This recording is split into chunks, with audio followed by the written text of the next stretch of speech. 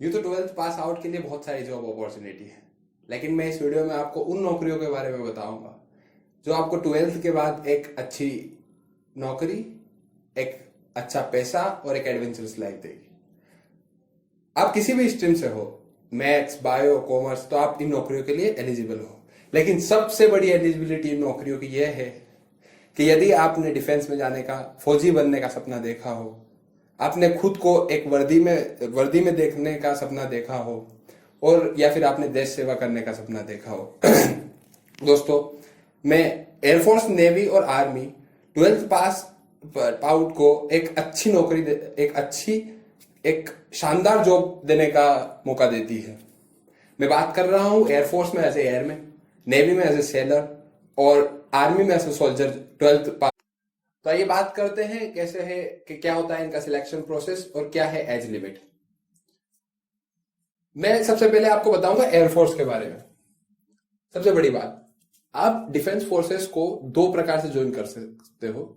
या तो as a अफसर ज्वाइन कर सकते हो, जिनकी अलग परीक्षा होती है, 12वीं के बाद सबसे अच्छा मौका देती है एनडीए, जो एग्जाम कंडक्ट करवाती है, यूपीएससी एग्जाम कंडक्ट करवाती है। उसके नीचे जो फौजी काम करते हैं उनको एयरफोर्स में एयरमैन कहा जाता है, नेवी में उनको सेलर कहा जाता है और आर्मी में उनको सोल्जर्स कहा जाता है। तो एयरमैन की एग्जाम होती है हर साल।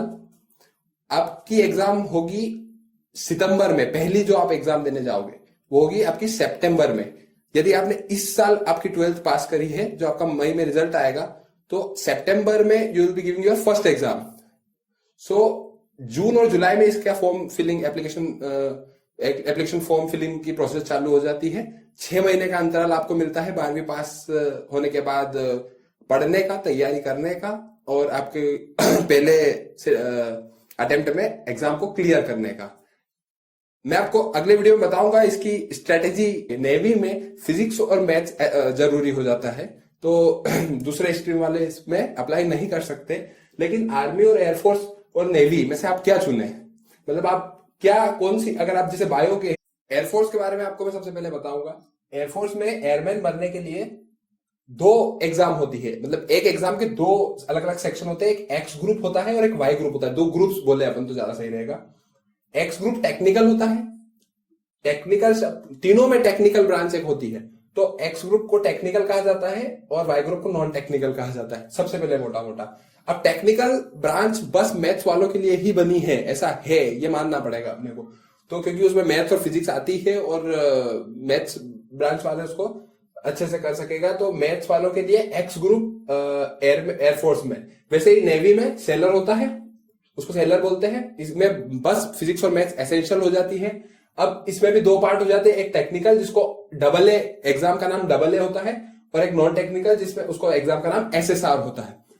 डबल ए का फुल फॉर्म आर्टिफिशियल अप्रेंटिस होता है, डबल ए का सीनियर सेलर रिक्रूटमेंट, उसको एग्जाम का नाम होता है। अब टेक्निकल और नॉन टेक्निकल 2 हो गए, और इसमें दोनों मैथ्स वाले दे सकते हैं। अब आगे बात करते हैं एक्स ग्रुप में क्या होता है। मेनली एक्स ग्रुप में मैंने आपको बताया टेक्निकल होता है, वाई ग्रुप में नॉन टेक्निकल होता है। अब एक्स ग्रुप का, टेक्निकल का, हमेशा आपको, अगर मैं इसके बारे में बताऊं, मनी के बारे में अगर थोड़ी सी बात की जाए, तो हमेशा टेक्निकल को 6-7 हजार रुपए का प्लस पॉइंट मिलता है। तो इसकी 42 से 47 हजार रुपए आपकी पे होगी महीने की, और 35 से 40 हजार वाई ग्रुप की रहेगी, जो नॉन टेक्निकल ब्रांच है। वैसे ही डबल ए की बात करें तो 60 हजार होगी, और एसएसआर की बात करें तो 42 हजार होगी, क्योंकि ये एक डबल ए बहुत अच्छी नौकरी होती है। अगर आपकी पढ़ाई में आप बहुत अच्छे हो तो आपको डबल ए के लिए अप्लाई करना चाहिए, आपको डबल ए अपनी पहली चॉइस रखना चाहिए। आर्मी की बात करें जो एक बहुत बड़ा तबका है, पूरा देश आर्मी के लिए तैयारी करता है, गांव गांव से बच्चे आते हैं, दौड़ते हैं। तो आप कैसे चूज करें कि आपको एयरफोर्स, नेवी, आर्मी। अगर आपका फिजिकल बहुत अच्छा है, आप अच्छे से दौड़ सकते हो, आपका स्टेमिना बहुत अच्छा है, आप चिनअप्स लगा सकते हो, डिप्स लगा सकते हो, लेकिन आप पढ़ाई में अगर थोड़े से कमजोर साबित होते हो और आपको नौकरी की जरूरत है, तो आर्मी आपके लिए बेस्ट है। आपको टेक्निकल सोल्जर, मैथ्स, इसमें भी ऐसा ही है। मैथ्स अगर आपका सब्जेक्ट है तो आपको टेक्निकल सोल्जर, बायो आपका सब्जेक्ट है उसमें नर्सिंग मिल जाएगी आपको, और कॉमर्स और आर्ट्स आपका सब्जेक्ट है तो क्लर्क की एग्जाम होती है। इसकी 32 हजार रुपए पे होती है, इसका थोड़ा बहुत अलाउंस रहते हैं टेक्निकल वगैरह। तो आइए बात करते हैं एयरफोर्स, नेवी, आर्मी को as a airman, as a soldier और एज ए सेलर के सिलेक्शन प्रोसेस के बारे में। तो फेज 1, फेज 2 और फेज 3, 3 फेज से आपको गुजरना पड़ेगा एयरफोर्स और नेवी में। फेज 1 में क्या होगा? फेज 1 में आपका होगा एक रिटन एग्जाम जो ऑनलाइन होता है। उसको पास करने के बाद अगले 1 महीने में, 1.5 महीने में, 20 दिन बाद इसका रिजल्ट आएगा और उसके 1-1.5 महीने बाद आपका फेज 2 होगा। फेज 2 में क्या होगा? आपका फिजिकल फिटनेस टेस्ट होगा और ग्रुप डिस्कशन और 1-2 चीजें एसआरटी वगैरह और होगी, जिसके बारे में मैं डिटेल्ड वीडियो एयरफोर्स के बारे में जरूर बनाऊंगा। और फेज 3 में आपका होगा मेडिकल टेस्ट। ये हो गया मेडिकल, ये हो गया रिटन और ये हो गया पी फिजिकल फिटनेस टेस्ट। ये 3 चीजों से गुजरने के बाद फाइनल मेरिट बनेगी, जिसमें यदि आपका नाम होता है तो बेलगावी जहां पे ट्रेनिंग होती है एयरफोर्स की और चिल्का जहां पे नेवी की ट्रेनिंग होती है, वहां आपका इंतजार हो रहा होगा। वैसे ही आर्मी के बारे में बात करें, ये हो गई, ये फेज 1, फेज 2 और फेज 3 तीनों बात हो गई एयरफोर्स नेवी। अब आर्मी के बारे में बात करते हैं। आर्मी में सबसे पहले होता है फिजिकल फिटनेस टेस्ट, यही आपका हो जाता है मेडिकल।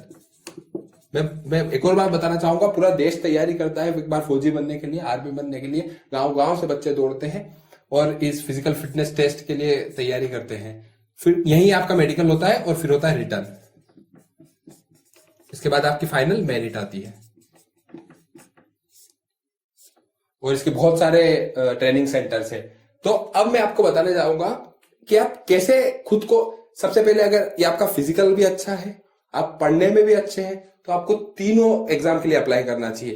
क्योंकि अगर आपको इंस्टेंट अगर आप नौकरी पाना चाहते हो तो आपको कोई भी अपॉर्चुनिटी छोड़नी नहीं है। यदि मैथ्स अगर आपका सब्जेक्ट है तो आपकी जान ली है। कॉमर्स और बायो सब्जेक्ट के लिए थोड़ी सी स्ट्रीम कम हो जाती है, लेकिन मैथ्स के लिए तो भरपूर जाती है। मैथ्स के बारे में आपको बताऊंगा मैं एयरफोर्स में आपके एक्स ग्रुप, AA और इसमें टेक्निकल सोल्जर। अब बायो की बात करते हैं। बायो में नर्सिंग बहुत ही बढ़िया जॉब है, एक बहुत ही। अब एयरफोर्स का क्या है, एयरफोर्स में जो मेरिट बनती है उसमें जो टॉप कैंडिडेट जो होते हैं उनको नर्सिंग मिलती है। और सोल्जर में आप बायो के हैं तो आपके फॉर्म में ही अप्लाई आप नर्सिंग के लिए करोगे और पूरा सिलेक्शन ही नर्सिंग के लिए होता है। और यदि आपका कॉमर्स और आर्ट्स का सब्जेक्ट है तो आप वाई ग्रुप के लिए दोगे, एक नॉन टेक्निकल ब्रांच चूज करनी होगी आपको एयरफोर्स में। और नेवी में आपको SSR के लिए नेवी में आप अप्लाई कर ही नहीं सकते, सॉरी। और कॉमर्स और आर्ट्स क्लर्क की एक पूरी अलग ही आर्मी में स्ट्रीम होती है। तो धन्यवाद दोस्तों, यही था एयरफोर्स, नेवी और आर्मी में एक बहुत ही शानदार जॉब, एक बहुत ही अच्छी मनी देने वाली जॉब के बारे में। धन्यवाद।